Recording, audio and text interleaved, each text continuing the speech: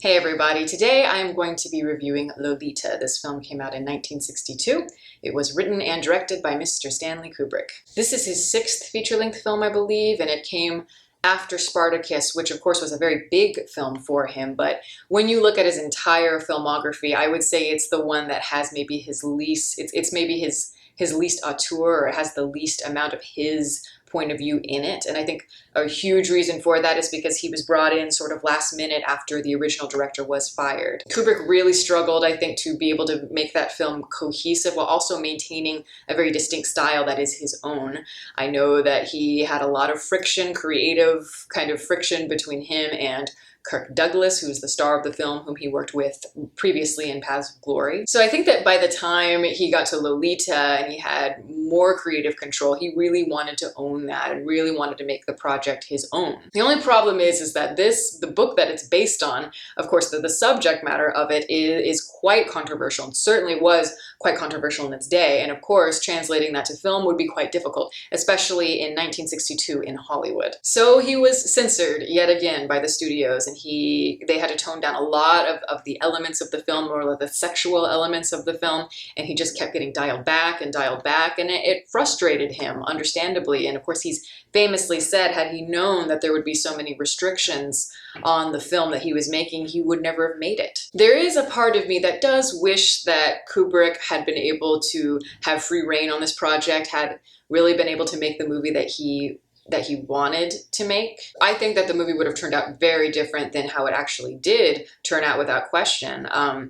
I like to compare this with his very last film that he made in 1999, a film that sort of mirrors this movie in terms of thematic elements, and that would be Eyes Wide Shut. That film has a very different story, but there are a lot of similarities just in terms of the sexuality and the guilt associated with it, the shame and perversion, all of those things that are kind of within the human subconscious. But at the point he made that movie, he was like a legendary auteur director. He could do anything that he wanted. But I look at Lolita just as a work separately, and I have to say I don't really want it to be more daring and more risque. On the other side, there's a huge part of me that finds these restrictions that were placed on him in the early 60s ironically freeing, because it allows him to explore the subtext more, a lot more of the symbolism.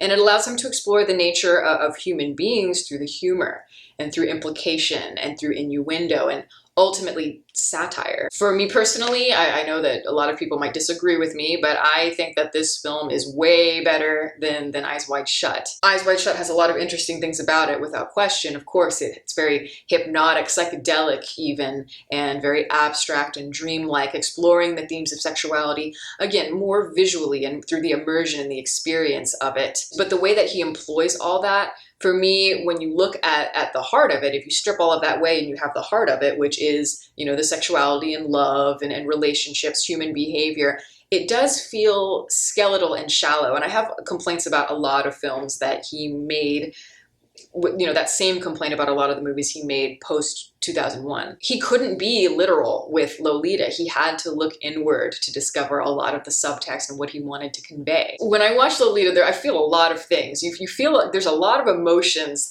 that go on while you're watching the movie, but I think most importantly, just when I look at it overall, there is a self-awareness and an intelligence, a sophistication in the way that they are exploring the themes. And, you know, with the characters themselves, you've got so much to explore, so much dimension at your fingertips. On a very basic level, this story, and I should just say the movie itself, is exploring social status and the symbol of American life. And of course, all of the desires and the perversions that are leaking from beneath that social structure. You have a protagonist here who is very well educated and naturally very verbose, because he is an English professor and he fancies himself as a very aristocratic type. And in a way, he's sort of the fresh eyes coming into America and exploring, getting to know the American way of life and this American dream. And of course, that makes him a bit different from the rest of the characters. Maybe not as different as he thinks he is, but certainly different. I think that he condescends to characters like Charlotte Hayes in the film, who sort of embodies the obnoxious American stereotype, and he definitely condescends to Lolita, who is Charlotte's daughter. Lolita, she really embodies the American consumer, the stereotypical teenager. She's somebody who, you watch the movie, she's constantly drinking Coca-Cola and she's eating chips. She eats a lot in this movie. She is a spoiled, manipulative brat who will go to any lengths to get whatever she wants. And Humbert, I mean, I don't think he's in love with Lolita. I think he's just obsessed, sexually obsessed with her. He sees her as this sexual object, this trophy to be had. And his attraction toward her is deeply destructive and deeply disturbing. He alienates himself more and more, and he causes more and more chaos throughout the movie just so he can obtain this trophy. Lolita, to me, is a fascinating character just because in the way she's portrayed in the movie, she is maybe the least transparent. Her motives are not always clear. You can never quite figure out what she's thinking or why she's doing what she's doing. She's really intriguing. She's a despicable person, like they all are in this movie. But I think she's also quite a sad character too. And maybe if she's not as sad as some of the other characters, she probably would become that if she got older. She's such a contradiction because she really does, like I said, she embodies the typical American teenager. She is very childish in a lot of ways, but then there are other aspects to her that I think are extremely mature. And I think she's very intelligent in ways that the adults don't realize. She's certainly smarter, I think, than Humbert is. She may not be as well educated, but she's definitely smarter. And I think that she realizes very early on, much earlier than I think is normal, she realizes her power and her sexuality, and she finds a way to use it as a weapon. It's really hard to root for Lolita, but there is something that is very sad about her situation. After her mother dies, she is kind of stuck with this father figure who is obsessed with her, but that's really her only guardian. And if she doesn't stay with him, then she's got to go to an orphanage or something. It's either him or it's Quilty, who we talk about a little bit later. My favorite character, though, in the entire movie would probably have to be Charlotte, who is played by the magnificent Shelley Winters, an actress who, she did so much work throughout her career, and she's a wonderful actress, always was, but I think this might be one of my favorite performances of hers. I couldn't think of anybody better to play this role. She is just so... she just knows how to convey desperation in such a great way, because this character is so lonely and so pathetic, and she comes on so strongly. She's very aggressive in her body language and all of that, and it's so uncomfortable and cringy but hilarious. Her voice is just so shrill and annoying, and the scenes between her and Humbert are just...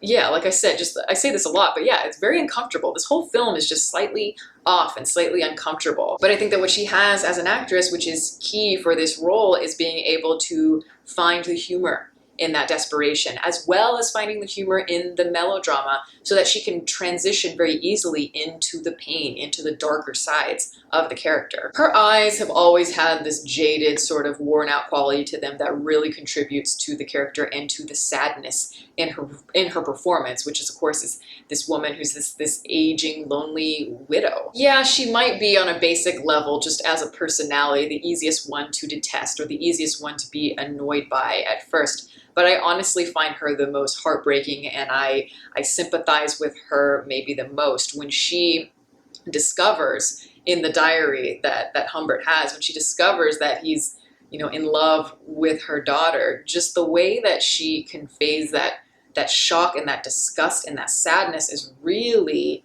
heartbreaking, but it is still melodramatic and quite convincing. And I do think that is just, like I've been saying, that's the key, is the humor throughout this whole movie. The humor is just always simmering right at the surface. It's the blatant innuendos. They seem to go unnoticed by a lot of the characters, and there are these awkward and really strange situations going on, and nobody seems to call attention to them in the actual film. Everyone's just sort of going through the motions of conversation, and there's this frothy sort of artifice always going on, while the intimate desires of everybody that everybody has is just, you can always feel it. It just seems to bleed into almost everything. It kind of reminds me, when I think about it, it makes me think of like if you're at this fancy restaurant with a beautiful lacy white tablecloth and you spill wine on it and you're like embarrassed and trying to clean it off before anybody sees.